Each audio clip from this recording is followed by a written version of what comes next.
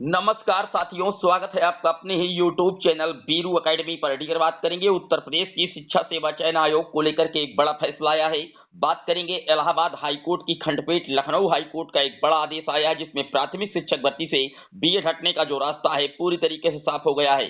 क्या उत्तर प्रदेश में 69,000 शिक्षक भर्ती में जो कैंडिडेट बीएड के चयनित हैं, क्या उन पर खतरे के बादल मंडराने लगे हैं? पूरी तरीके से बात करेंगे। लेकिन आगे बढ़ने से पहले जितने लोग चैनल पर पहली बार विजिट कर रहे हैं, सब्सक्राइब करके बेल आइकन प्रेस कर लीजिए। डियर, आपकी स्क्रीन पर जो पहली न्यूज आर्टिकल लगी हुई है वो आप देख सकते हैं। पिछली भर्तियों में विवाद हुआ है। बेरोजगारों ने इलाहाबाद उच्च न्यायालय में याचिकाएं की थी। नया आयोग 102 साल पुराना नियम से ही शिक्षक भर्ती करेगा।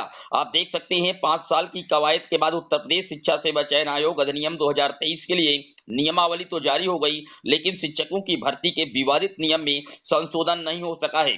ऐसे में नए आयोग की ओर से भविष्य में होने वाली भर्ती में विवाद की आशंका से इनकार नहीं किया जा सकता।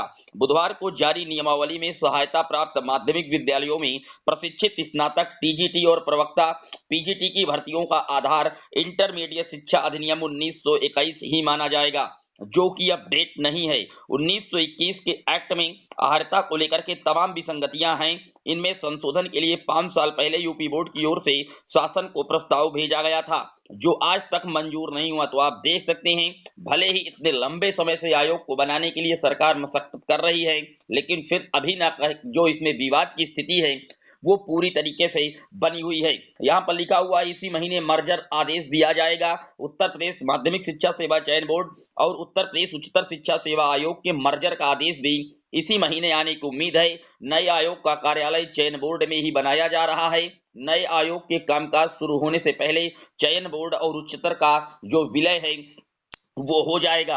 अध्यक्ष और सदस्यों की जो नियुक्ति का विज्ञापन है वो बहुत जल्द जारी होने जा रहा है, और 25 दिन के अंदर विज्ञापन जारी होने के 25 दिन के अंदर आवेदन लिए जाएंगे। और मुख्य सचिव की अध्यक्षता में जो सर्च कमेटी गठित की गई है, अध्यक्ष के लिए 5 नाम और सदस्य के लिए 3 गुना अभ्यर्थियों के नाम की संस्तुति स्क्रीनिंग कमेटी करेगी। तो आप समझ सकते हैं बहुत जल्द जो आयोग है वो रन में आएगा, और उसके बाद जो बंद पड़ी भर्तियां हैं उन पर जो कार्यक्रम है बढ़ाया जाएगा, और उसके बाद जूनियर एडेड प्राथमिक शिक्षक भर्ती, यूपीटीईटी इत्यादि का जो आयोजन है वो सरकार की सबसे पहली प्राथमिकता होगी कराने के लिए।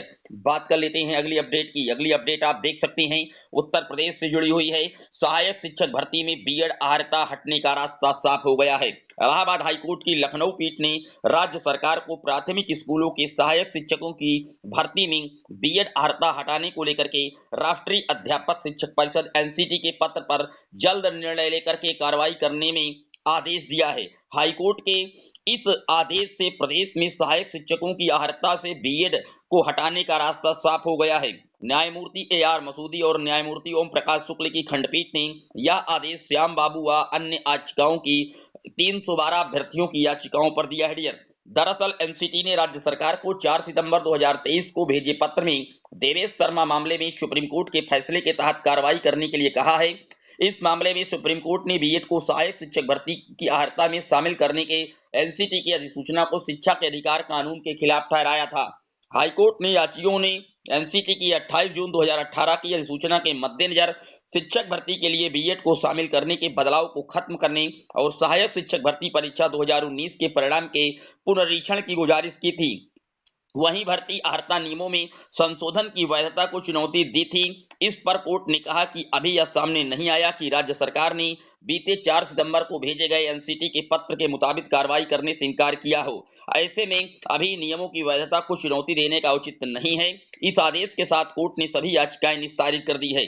यानी कि कोर्ट ने यह माना है कि सरकार अभी जो एनसीटी का 4 सितंबर 2023 का जजमेंट है, जो लेटर लिखकर भेजी गई है, क्या ऐसा देखने को आया अभी नहीं है कि सरकार उसको मानने को तैयार नहीं है। इसलिए अभी अगर सरकार अपना पक्ष वहां पर रखेगी कि आखिरकार जो प्रदेश में 69,000 की शिक्षक भर्ती कंप्लीट हुई है, जहां पर एनसीटी के बनाए गए 28 जून 2018 के गजट के अकॉर्डिंग ही भर्ती की गई थी, आखिरकार अब क्या जो आदेश है, अभी माननीय सुप्रीम कोर्ट में एक याचिका लगी हुई है क्लैरिफाई मॉडिफिकेशन रिव्यू को लेकर के, वहां पर यह पता चलेगा कि जो जजमेंट आया है 11 अगस्त 2023 का वो रेट्रो लागू होगा या कहीं ना कहीं प्रोस्पेक्टिव लागू होगा। अगर पहले की भर्तियों पर लागू होगा तो निश्चित तौर पर उत्तर प्रदेश की 69,000 शिक्षक भर्ती भी जद में आ जाएगी माननीय सुप्रीम कोर्ट के 11 अगस्त 2023 के जजमेंट की।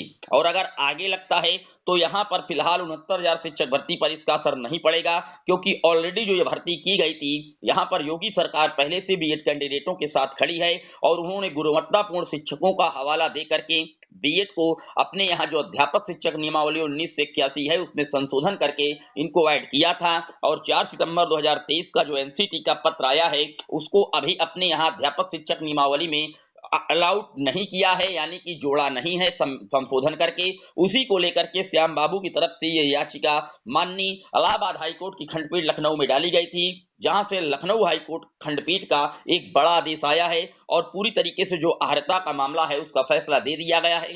अब राज्य सरकार इस पर क्या कदम उठाती है ये निश्चित भविष्य की गर्त में है, लेकिन अगर राज्य सरकार जल्द से जल्द इस पर निर्णय नहीं लेती है तो नियमों की वैधता को चुनौती वाला जो केस है वो फिर से एक बार इलाहाबाद हाईकोर्ट में पहुंचने की उम्मीदें जग रही हैं। आपकी क्या राय है कि 69,000 शिक्षक भर्ती जो उत्तर प्रदेश में कंप्लीट हुई है उस पर इस एनसीटी का 4 सितंबर 2023 का जो लेटर है वो कितना प्रभावकारी होगा? और आखिरकार जो अभी एक मामला माननीय सर्वोच्च न्यायालय में रिव्यू कहें, मॉडिफिकेशंस कहें, क्लारिफाई के लिए फंसा हुआ है, जिसकी डेट अभी नहीं लग पा रही, जस्टिस सुधांशु धूलिया जी की बेंच पर उस केस को सुना जाएगा। वहां पर जो जजमेंट होगा क्या वो रेट्रो लागू होगा या प्रोस्पेक्टिव लागू होगा? आप भी अपनी राय कमेंट बॉक्स में जरूर मेंशन कीजिएगा। चैनल पर पहली बार आए सब्सक्राइब कर लीजिएगा। फिर मिलेंगे एक और वीडियो में, तब तक के लिए जय हिंद जय भारत।